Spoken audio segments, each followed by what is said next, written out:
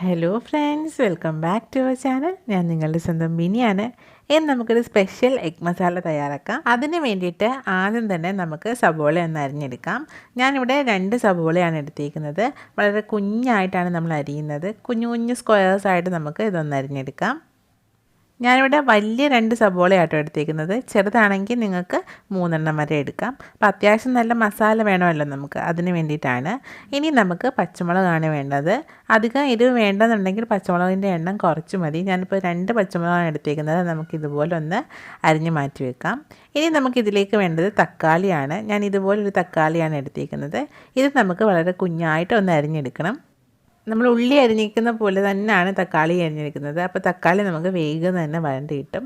അപ്പോൾ നമ്മുടെ ഉള്ളിയും തക്കാളിയും പച്ചമുളകും ഒക്കെ അരിഞ്ഞതിന് ശേഷം നമുക്ക് മാറ്റി വെക്കാം. അതിന് ശേഷം നമുക്ക് ഒരു പാൻ അടുപ്പിലോട്ട് വെക്കാം. എന്നിട്ട് പാൻ നന്നായി ചൂടായി വരുമ്പോഴത്തേക്ക് നമുക്കതിലേക്ക് എണ്ണ ഒഴിച്ചു കൊടുക്കാം. ഇനിയിപ്പോൾ എണ്ണ നന്നായി ചൂടായി വന്നു കഴിഞ്ഞാൽ നമുക്കതിലേക്ക് അരിഞ്ഞു വെച്ചിരിക്കുന്ന സവോള ചേർത്ത് കൊടുക്കാം. എന്നിട്ട് നമുക്ക് ചെറുതായിട്ടൊന്ന് ഇളക്കി കൊടുക്കാം കേട്ടോ. അപ്പോൾ നമ്മുടെ സവോള നന്നായിട്ടൊന്ന് വാടി കിട്ടണം. അതിന് വേണ്ടിയിട്ട് നമുക്കിതിലേക്ക് കുറച്ച് ഉപ്പും കൂടെ ഒന്ന് ചേർത്ത് കൊടുക്കാം. അപ്പോൾ ഉപ്പും കൂടെ ചേർത്ത് നമുക്ക് നന്നായിട്ടൊന്ന് ഇളക്കിയ ശേഷം ഒന്നുകൂടി ഒന്ന് മൂടി വെച്ച് കൊടുക്കാം. ഉള്ളി ഇപ്പോൾ ചെറുതായിട്ടൊന്ന് വാടി വന്നിട്ടുണ്ട്. ഈ ഒരു നേരത്ത് നമുക്കിതിലേക്ക് ഇഞ്ചി വെളുത്തുള്ളിയും കൂടെ ചതച്ചത് ചേർത്ത് കൊടുക്കാം. 1 ടീസ്പൂൺ മാത്രം മതി കേട്ടോ. അതിനുശേഷം നമുക്കിതിലേക്ക് അരിഞ്ഞു വെച്ചിരിക്കുന്ന പച്ചമുളകും കൂടെ ചേർത്ത് കൊടുക്കാം. എന്നിട്ട് എല്ലാം കൂടി നന്നായിട്ടൊന്ന് ഇളക്കിയെടുക്കാം. ഞാനിപ്പോൾ ഫുൾ പച്ചമുളകും ചേർത്തിട്ടില്ല. ഫോട്ടോ എടുക്കാൻ വേണ്ടിയിട്ട് 1-2 എണ്ണം മാറ്റി വെച്ചിട്ടുണ്ട് കേട്ടോ. അപ്പോൾ ഇനി നമുക്ക് നന്നായിട്ടൊന്ന് വാടി വരണം. അതുവരെ നമുക്കൊന്ന് അടച്ചു വെച്ച് കൊടുക്കാം.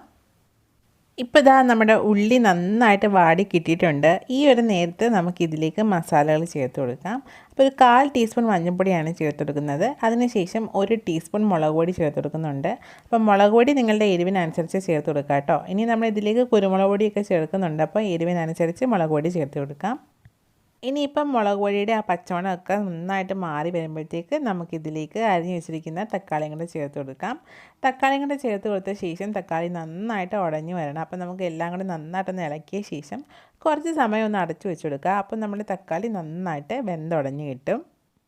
തക്കാളി നന്നായിട്ട് ഉടഞ്ഞു വന്നപ്പോഴത്തേക്ക് ഇതിലേക്ക് 1 ടീസ്പൂൺ കുരുമുളകും 1/2 ടീസ്പൂൺ ഗരം മസാലയും ചേർത്ത് കൊടുത്തിട്ടുണ്ട്. ഗരം മസാല ഇടുന്നത് ക്യാമറ ഓൺ ആയില്ല കേട്ടോ, അതുകൊണ്ടാട്ടോ. അപ്പോൾ അതും കൂടെ ചേർത്ത് നമുക്ക് ഒന്നും കൂടി നന്നായിട്ടൊന്ന് ഇളക്കി കൊടുക്കാം. ഉപ്പ് വേണമെങ്കിൽ നമുക്ക് ഈ ഒരു നേരത്തെ ഇതിലേക്ക് ചേർത്ത് കൊടുക്കാം. അപ്പോൾ എനിക്ക് കുറച്ചും കൂടി ഉപ്പിൻ്റെ ആവശ്യമുള്ളതായിട്ട് തോന്നി, അതുകൊണ്ട് ഞാൻ കുറച്ചും കൂടെ ചേർത്ത് കൊടുത്തിട്ടുണ്ട്. ഇനി നമ്മൾ ഇതിലേക്ക് ചെറിയ ചൂടുവെള്ളം ആട്ടോ ഒഴിച്ചു കൊടുക്കാൻ പോകുന്നത്. അപ്പോൾ കുറച്ചൊന്ന് ചൂടുവെള്ളമൊക്കെ ഒഴിച്ച് നന്നായിട്ടൊന്ന് തിളച്ച് കിട്ടണം. അപ്പോൾ ചൂടുവെള്ളം ഒഴിച്ച് കൊടുത്തിട്ടുണ്ട്. ഇനി നന്നായിട്ടൊന്ന് തിളച്ച് വരട്ടെ. ഇനി നമുക്കിതൊന്ന് അടച്ചു വെച്ച് കൊടുക്കുക. അപ്പോൾ നന്നായിട്ടൊന്ന് തിളച്ചാൽ ഗ്രേവിയൊക്കെ ഒന്ന് വറ്റി കുറുകി വരും കേട്ടോ. ഇപ്പോൾ ഇതാ ഗ്രേവിയൊക്കെ നന്നായിട്ടൊന്ന് വറ്റി വന്നിട്ടുണ്ട്. ഈ ഒരു നേരത്താണ് നമ്മൾ ഇതിലേക്ക് മുട്ട ചേർത്ത് കൊടുക്കാൻ പോകുന്നത്. അപ്പോൾ ഞാനിവിടെ 4 മുട്ടയാട്ടോ എടുത്തേക്കുന്നത്. അപ്പം നമുക്ക് ഓരോ മുട്ടകളായിട്ട് ഇതിലേക്ക് പൊട്ടിച്ചൊഴിച്ച് കൊടുക്കാം. നമ്മുടെ മുട്ടയുടെ ഉണ്ണി പൊട്ടിപ്പോവാതിരുന്നാൽ അത്രയും നല്ലത്. അപ്പോൾ ഓരോ മുട്ടകളായിട്ട് നമുക്കിതിലേക്ക് പൊട്ടിച്ചൊഴിച്ച് കൊടുക്കാം.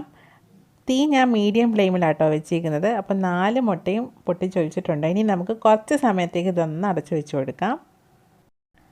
ഇപ്പോൾ ഇതാ ആ മുട്ടയൊക്കെ ഒന്ന് സെറ്റായിട്ട് വന്നിട്ടുണ്ട്. ആ വൈറ്റൊക്കെ ഒന്ന് ഇതായി വന്നിട്ടുണ്ട്. ഇനി നമുക്കിതിലേക്ക് കുറച്ച് മല്ലിയിലയും കൂടെ ഒന്ന് ഇട്ട് കൊടുക്കാം. അതിനുശേഷം നമുക്കിത് ഓരോ മുട്ടകളായിട്ട് ഒന്ന് ഫോൾഡ് ചെയ്തെടുക്കാം കേട്ടോ. എല്ലാം കൂടെ അങ്ങ് ഇളക്കിയാൽ നമ്മൾ വിചാരിക്കുന്ന പോലെ കിട്ടത്തില്ല.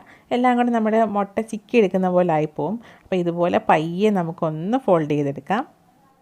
അപ്പം നമ്മളിത് കറക്റ്റായിട്ട് ഫോൾഡ് ചെയ്തെടുക്കുകയാണെങ്കിൽ ആ മുട്ടയുടെ ഉണ്ണിയില്ലേ, അത് ആ വെള്ളയ്ക്കകത്ത് നന്നായിട്ടൊന്ന് കോട്ടായിട്ട് കവർ ചെയ്തിട്ട് അങ്ങനെ ആയിരിക്കും നമുക്ക് കിട്ടുന്നത്.